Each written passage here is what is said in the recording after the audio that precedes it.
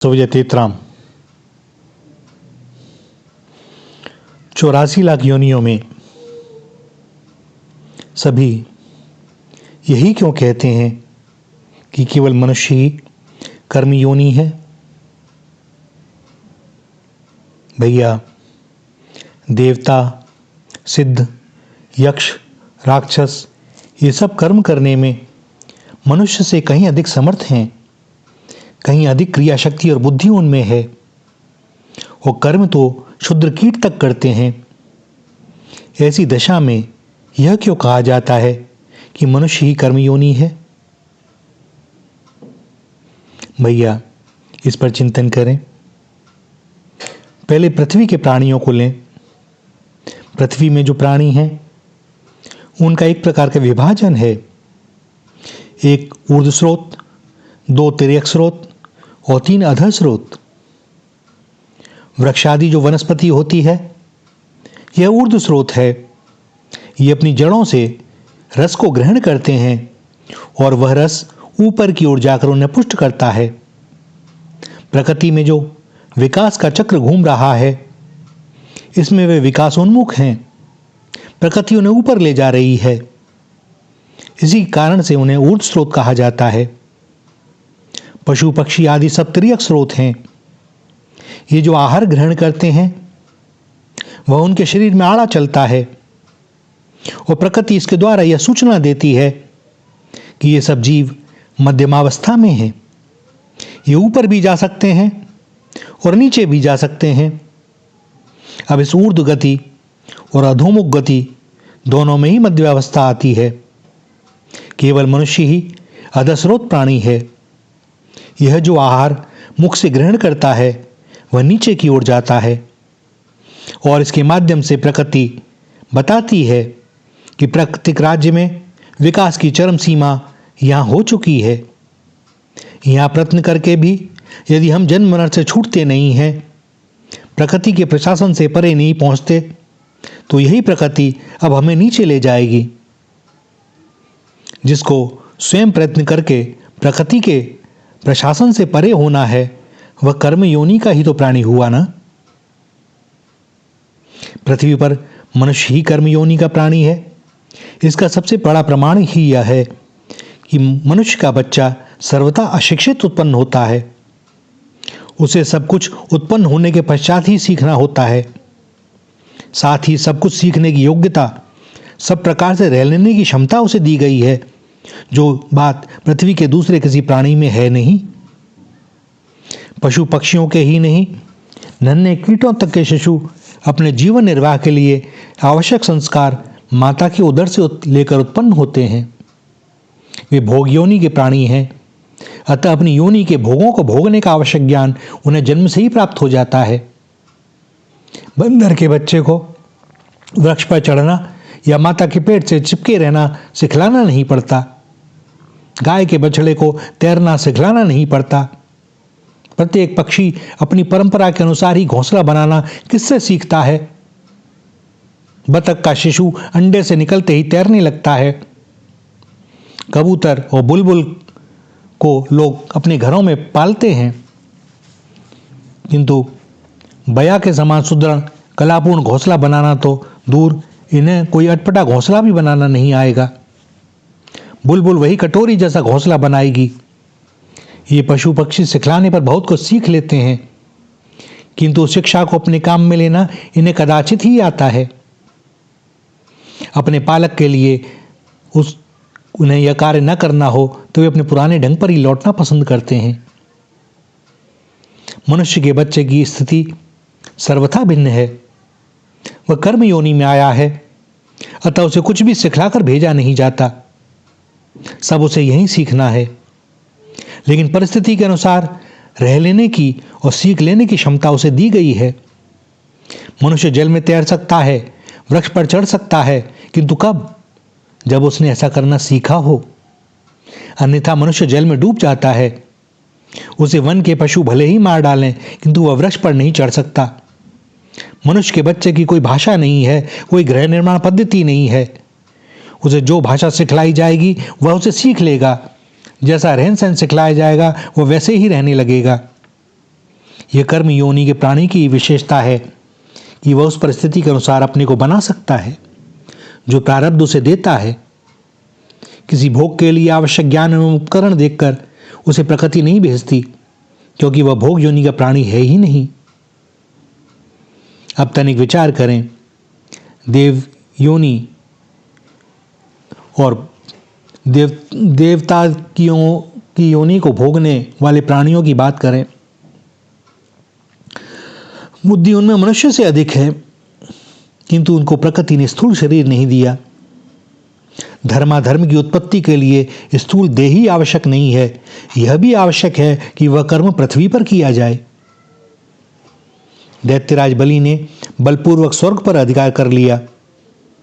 तब दैत्य गुरु शुक्राचार्य जी ने उन्हें समझाया, स्वर्ग पर इस प्रकार अधिकार स्थायी नहीं हो सकता। अधिकार तभी स्थायी होता है जब उस अधिकार को प्राप्त करने का जो नियम है उसका पालन किया जाए। अन्यथा सृष्टि का नियंता किसी न किसी प्रकार अनधिकारी को अनधिकार प्राप्त स्थान से च्युत कर ही देता है। स्वर्ग का स्वामित्व 100 अश्वमेध यज्ञ करने वाले को मिले, यह नियम है। तुम यज्ञ करके यहाँ के नियमित अधीश्वर बन जाओ तो तुम्हें सृष्टि नियंता भी पदच्युत नहीं कर सकेंगे। और बलि को यज्ञ करने के लिए पृथ्वी पर आना पड़ा।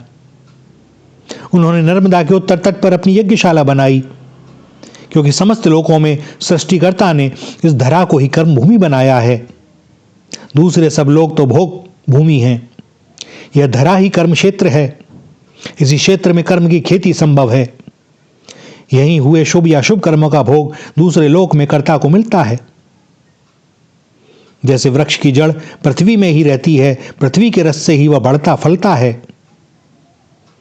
यह बात भिन्न है कि कुछ वनस्पति पृथ्वी पर फैलकर वहीं फलती हैं, कुछों के कंद पृथ्वी के भीतर बनते हैं और कुछ के फल ऊपर आकाश में उनकी डाली में लगते हैं। कर्म का फल ऊपर नीचे या पृथ्वी पर कहीं भी होता हो, कर्म रूपी वृक्ष के उगने, पोषण और पानी का स्थान यह पृथ्वी ही है।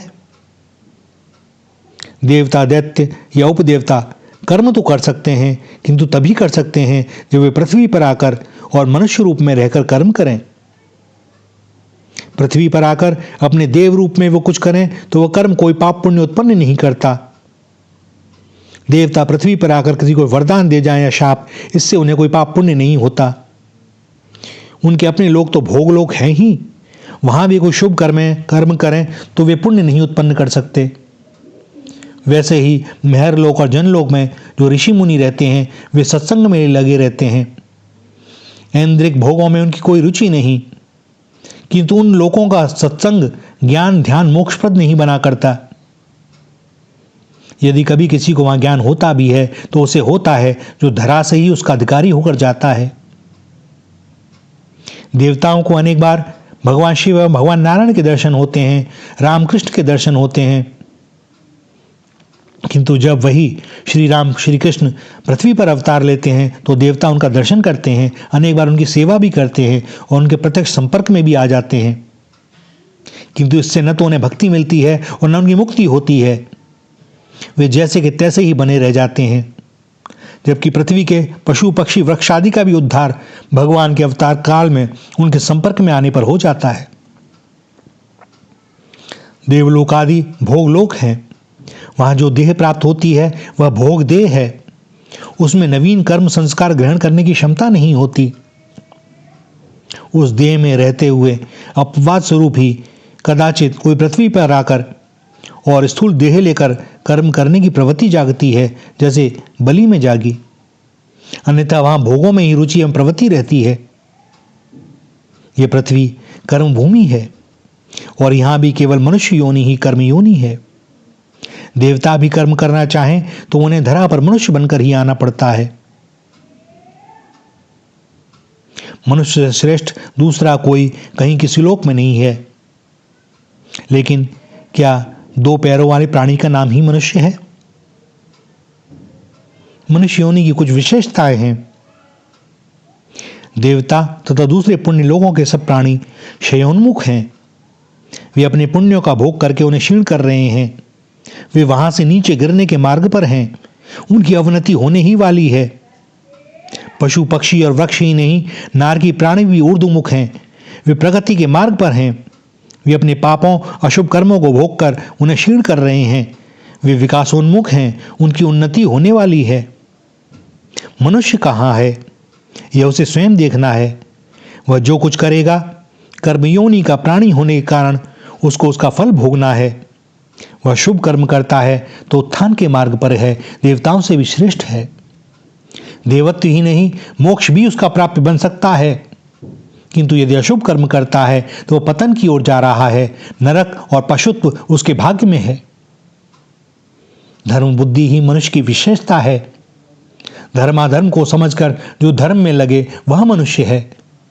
जो केवल खाने पीने और अन्य भोगों को जुटाने में लगा रहता है, वह चाहे कितना भी बड़ा विद्वान और बुद्धिमान क्यों ना हो, वह द्विपाद पशु ही है, क्योंकि वह पशु से भी नीचे जा रहा है।